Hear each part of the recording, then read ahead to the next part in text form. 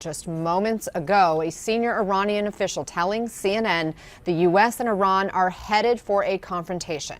In an exclusive interview with our colleague Christiane Amanpour, the Iranian ambassador to the U.K. made that ominous warning. The dire prediction comes as the U.S. blames Iran for an attack on 2 oil tankers in the Gulf of Oman. Iran denies that claim, even as the U.S. says it has video evidence. And now President Trump's national security team is considering sending additional troops to the Middle East in response to the tanker attacks.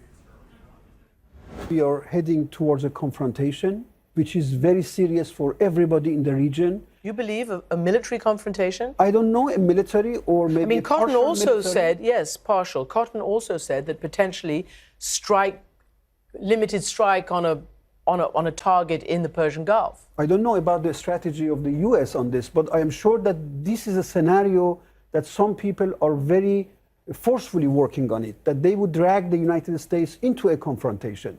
I hope that the people in Washington would be very careful not to underestimate the Iranian determination that if they would be wrongly entering into a conflict, they would be very sorry about that. Adding to the strain, today, Iran announcing a major escalation of its nuclear program.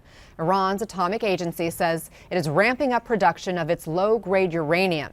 But doing this, increasing production and stockpiling this material, would be a violation of the 2015 Iran nuclear deal, an agreement that the Trump administration has worked for the past year to dismantle.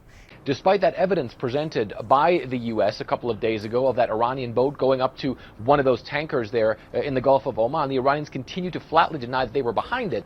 A senior Iranian general came out a little earlier today, and he said, look, the Iranian military is so strong that if they wanted to close the Strait of Hormuz, they would close the Strait of Hormuz. And he said that they would do it publicly and not through secret attacks like the ones that we saw on those tankers. So the Iranians still with some pretty bellicose rhetoric. At the same time, you're absolutely right. The fact that they are now ramping up their nuclear program, again, scaling down some of their commitments to the nuclear agreements, of course, that also fans things here in the greater Middle East. The Iranians, we always have to point out, are saying that they still want to abide by the nuclear agreement, but they do say that within 10 days they will have crossed the threshold for the amount of low-enriched uranium that they're actually allowed to have, Anna.